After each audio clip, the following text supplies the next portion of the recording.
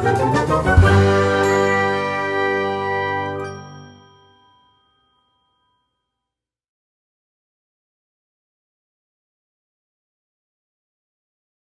बाद next slide पे आते हैं।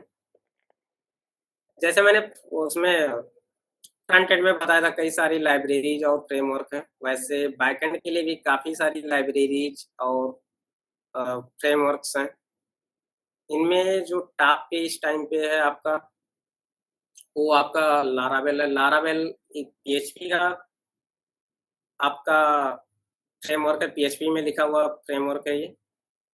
अ, मैं अगर अपनी बात करूँ तो मैं भी लारावेल का काफ़ी ज़्यादा इस्तेमाल करता हूँ। मेनली मैं लारावेल में ही सारे जो भी वेबसाइट्स आते हैं मेरे पास वो डेवलप करता हूँ। उसके पास बाद आपका है जेंगो। जेंगो ये पाइथन का फ्रेमवर्क है। ये भी काफ़ी ज़्यादा इस टाइम पे डिमांड में, और का इसकी डिमांड अभी पिछले कुछ सालों में काफ़ी ज़्यादा राइज़ की है। ठीक है? तो जेंगो भी आपके पास काफ़ी अच्छा ऑप्शन है। फ्लैश की माइक्रोसॉफ्ट का express JS, Ruby on rail एक टाइम पे टॉप पे था ये फ्रेमवर्क आपका एक टाइम पे टॉप पे था, लेकिन इसका डिमांड अभी घट रहा है, तो अवॉइड करना ही ज़्यादा बेटर होगा इसे, मेटियोर, स्प्रिंग वगैरह-वगैरह। उसके बाद ये जो कोड इग्नाइटर, ये भी आपका इस टाइम पे इसका भी डिमांड काफ़ी ज़्यादा ऊपर जा रहा है, तो चाहें तो आप सीख सकते हैं कोड इग्नाइटर, ये भी काफ़ी अच्छा ऑप्शन है। ये 3-4 ऑप्शन आप याद रखिए, लारावेल, जेंगो, फ्लास्क, उसके बाद कोड इग्नाइटर, ये सब काफ़ी अच्छे हैं। आप अगर बैकएंड फ्रेमवर्क सीखने जा रहे हैं तो आप इन सबको 2-3 ऑप्शंस को याद रखिए, इनको सीख सकते हैं। इनमें से कोई भी चूज़ कर सकते हैं। अगर आप पाइथन में बैकएंड आप सीख रहे हैं तो जेंगो को चूज़ कीजिए, पीएचपी में सीख रहे हैं तो लारावेल या कोड इग्नाइटर, दोनों में से किसी को एक चूज़ कर सकते हैं। ठीक है? अ, उसके बाद ओके सर। नेक्स्ट स्लाइड पे आते हैं। 1 मिनट, यहाँ पे एक ग्राफ था यार, आ क्यों नहीं रहा है? अ, कोई दिक्कत हो गई है क्या? मैं एक बार चेक कर लेता हूँ। ये ठीक है? आ गई। तो डाटाबेस, डाटाबेस मैंने अभी बताया आपको कि किस तरीके से आप किसी डाटा को स्टोर करते हैं। मान लें आपके पास डाटाबेस है, आपके पास मेमोरी कार्ड, हार्ड ड्राइव या क्लाउड में कोई भी होस्टिंग सर्विस है आपके पास, ठीक है, स्टोर करने के लिए। वहाँ पे अपने डाटा को आप डाटा समझ रहे हैं ना वेबसाइट में, कॉमन डाटा कौन-कौन से होते हैं किसी भी वेबसाइट में? कोई बताना चाहेगा? क्या सर? किसी भी वेबसाइट में मोस्ट कॉमन डाटा क्या-क्या होते हैं? सर जो उसकी आईडीज़ होती है, जो भी वो लोग उसके लॉगिन करते हैं। आईडी हो गया, लॉगिन का जैसे यूज़र नेम हो गया, आपका जीमेल हो गया, ईमेल हो गया, जैसे पासवर्ड हो गए। उसके बाद उसकी और भी यूज़र्स के आप डाटा ले सकते हैं, चीज़ें लाइक होती हैं। कुकीज़ वगैरह है। ये सब आपके काफ़ी कॉमन डाटा है, और भी बड़ी-बड़ी कंपनी लाइक गूगल, ये सब तो काफ़ी अलग-अलग उसमें काफ़ी सारा हम लोगों का डाटा लेती हैं, आपको पता ही होगा। तो डाटाबेस वही होता है कि आप अपने डाटा को अपने हार्ड ड्राइव्स में या अपने होस्टिंग सर्विस पे या कहीं भी कैसे किस तरीके से उसे स्टोर करते हैं। लाइक अभी जैसे मैंने एग्ज़ाम्पल दिया था अलमारी का, उसमें आप चाहें तो ऐसे ही किसी तरीके से भी ठूस दें, भर दें, तो मतलब उतना आप खुद ही सोच सकते हैं कि कितना मुश्किल होने वाला है जब आप ढूँढने जाएँगे कोई सामान फिर से। लेकिन अगर आप उसी को सिस्टमैटिक ढंग में रखते हैं कि अच्छे तरीके से, तो आपको बहुत आसानी पड़ने वाली है, दोबारा उसे खोजने में। तो बस वही डाटाबेस का काम होता है कि आप अपने डाटा को किस तरीके से ऑर्गेनाइज़ करते हैं। तो इस टाइम की अगर बात करें, तो यहाँ पे आपका माईएसक्यूएल टॉप पे है, आप देख ही सकते हैं। उसके बाद आपका एसक्यूएल सर्वर, ये माइक्रोसॉफ्ट की सर्विस है। सेकंड नंबर पे इसका ट्रेंड वैसे घट रहा है, आप अवॉइड ही कीजिए, बेटर है। आप उसके बाद आता है मोंगोडीबी। यहाँ पे मैं एसक्यूएल और नो एसक्यूएल पिक्चर में आ जाता है। देखो, एसक्यूएल को जो डेवलप किया था आईबीएम्स के डेवलपर्स ने किया था, काफ़ी पहले कर दिया था। अ, 70s के टाइम में या 80s के टाइम पे, मुझे एग्ज़ैक्ट नहीं याद है।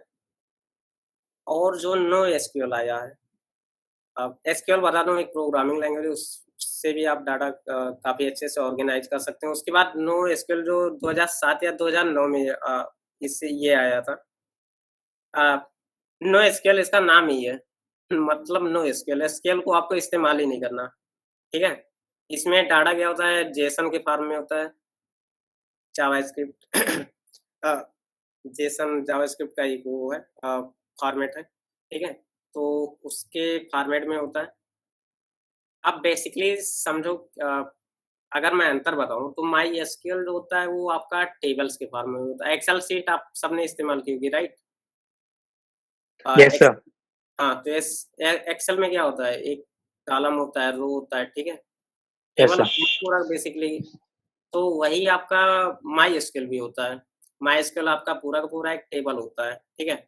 और मोंगोडीबी जो कि नोएसक्यूएल में लिखी हुई है। नोएसक्यूएल में टेबल उस तरह टेबल नहीं होते हैं। वहाँ पे आप समझिए ट्री है, ट्री ट्री की ब्रांचेज़ हैं। आप ब्रांच पे गए, कोई भी फल तोड़ के ले आए। मतलब इसी तरीके से मोंगोडीबी मतलब नोएसक्यूएल में भी होता है। ट्री होते हैं, ब्रांचेज़ होते हैं, आप उनमें जाइए, अपना डाटा उठा के ले आइए या स्टोर भी कर सकते हैं। इतनी फ्लेक्सिबिलिटी होगी आपके पास। पोस्टग्रेसक्यूएल ये अगर आप पाइथन सीख रहे हैं बैकएंड के लिए तो पोस्टग्रेसक्यूएल थोड़ा आपके लिए बेटर होता है माईएसक्यूएल से मेरे ओपिनियन में।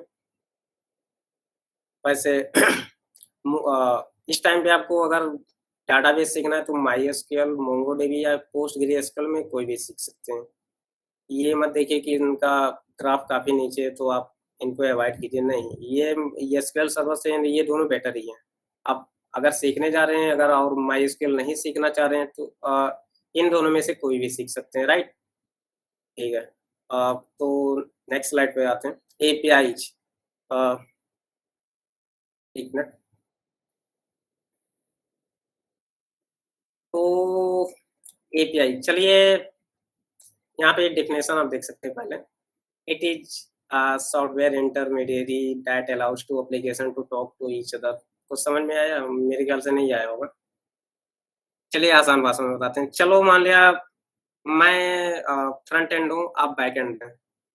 हम दोनों को कम्युनिकेट करना है या कम्युनिकेट हम कर रहे हैं, कैसे कर रहे हैं? गूगल मीट के ज़रिए, right? Yes sir.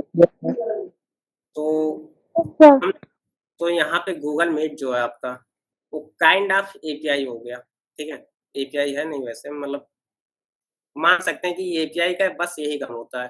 Front end और बैक एंड के बीच में जो एक ब्रोकर का काम, एक दलाल का काम होता है मतलब वो उसकी इन्फॉर्मेशन ले जाके बैक एंड का इन्फॉर्मेशन ले जाके फ्रंट एंड को देता है, फ्रंट एंड का जो भी इन्फॉर्मेशन होता है वो बैक एंड को देता है, यही उसका काम होता है, ठीक है? जैसे मीट गूगल मीट कर रहा है, मैं जो बोल रहा हूँ वो आपके पास पहुँचा रहा है, जो आप बोल रहे हैं मेरे पास पहुँचा रहा है।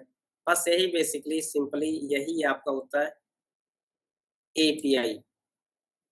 इसके आगे आपका एपीआई अगर आपको सीखनी है, आप देख सकते हैं यहाँ पे रेस्ट एपीआई है, सोप एपीआई है, जावास्क्रिप्ट है, एक्सएमएल, आरपीसी है। सबसे पहले सोप की बात कर लेते हैं। Soap a, Ruby on rails की तरह ये भी एक टाइम पे एकदम टॉप पे था।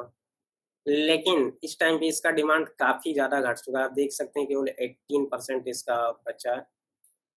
रेस्ट ये आपका इस टाइम पे काफ़ी ऊपर जा चुकी है, इसका ग्राफ 73% डेवलपर्स इसी का इस्तेमाल करते हैं रूबी ऑन रेल्स का।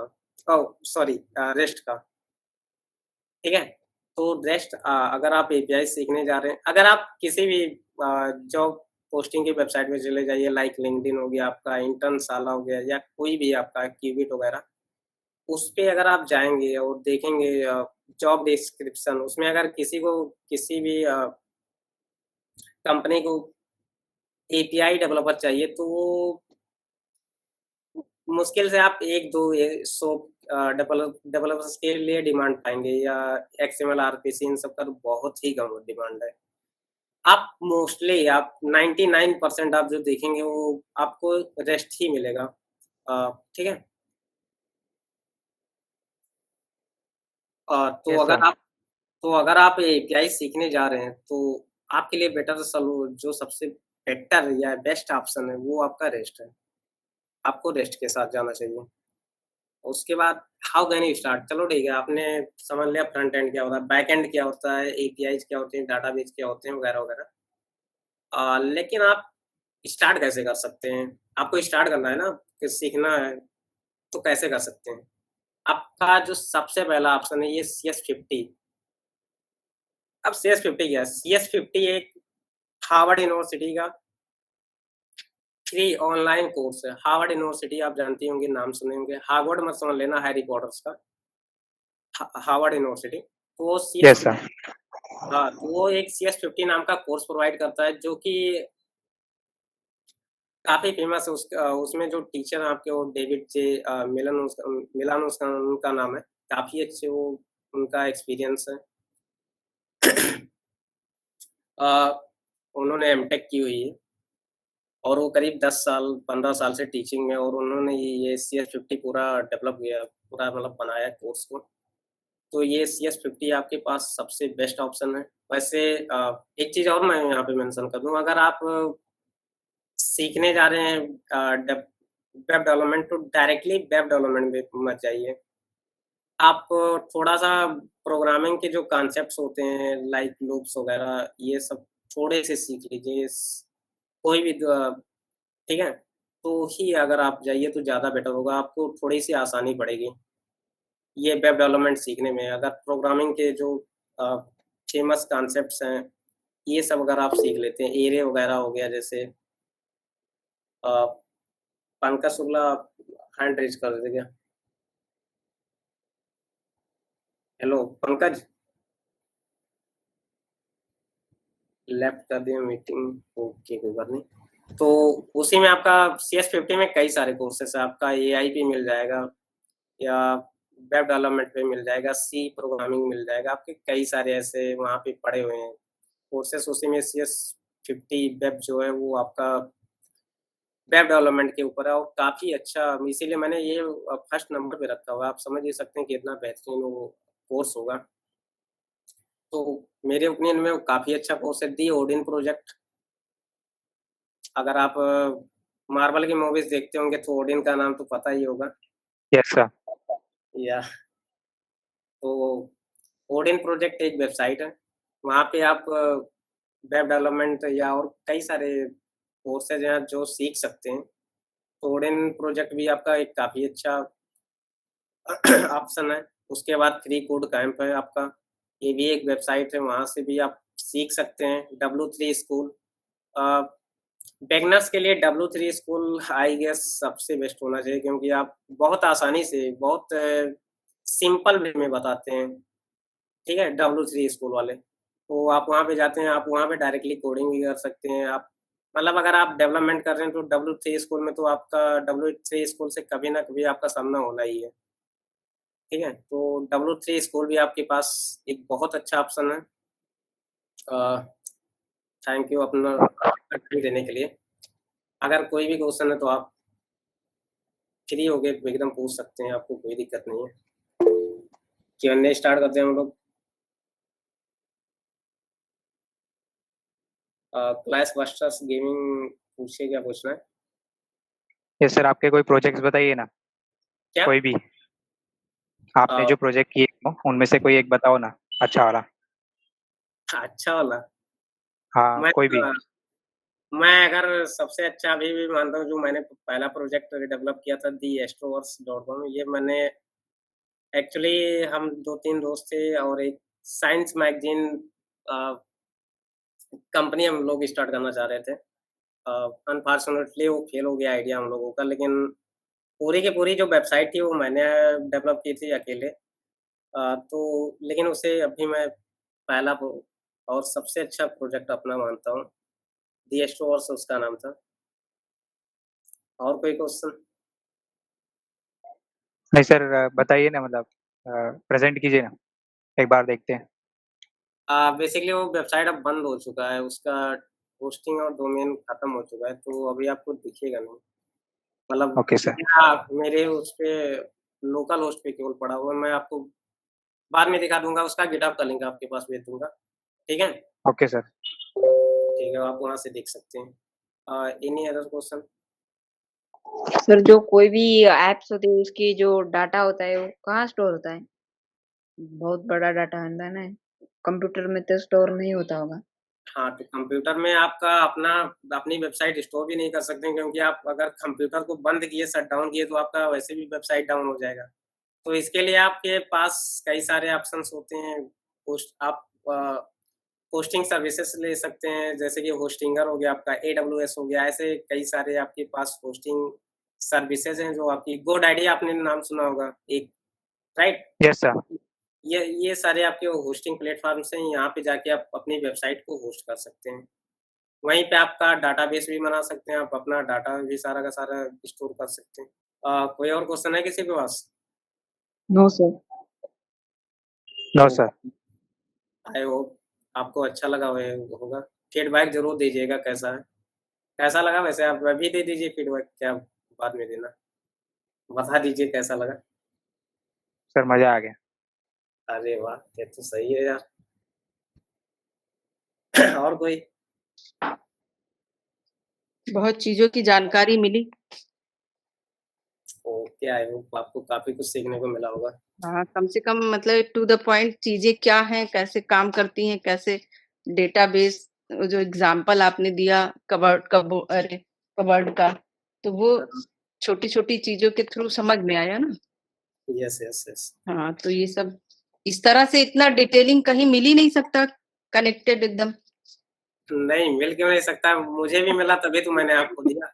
हाँ, नहीं जैसे तो ये काफ़ी बेनिफिशियल था। कई लैंग्वेज ऐसे थे जिसके बारे में अभी तक सुना ही नहीं था। हाँ, तो आप काफ़ी धीरे-धीरे अच्छा। सीखते हैं। हाँ, सेशन मतलब काफ़ी अच्छा, काफ़ी नॉलेजेबल था। ओके, थैंक जैसे यू। Yes sir. साइट बनाने में क्या-क्या लगता है, क्या-क्या होना चाहिए, पासवर्ड और आपका ईमेल आईडी ये सब नहीं पता था। सब कुछ है लेकिन नहीं। Yes, thank you very much. Thank you. Thank you sir. ठीक है, फिर सेशन को एंड करते हैं। Thank you sir.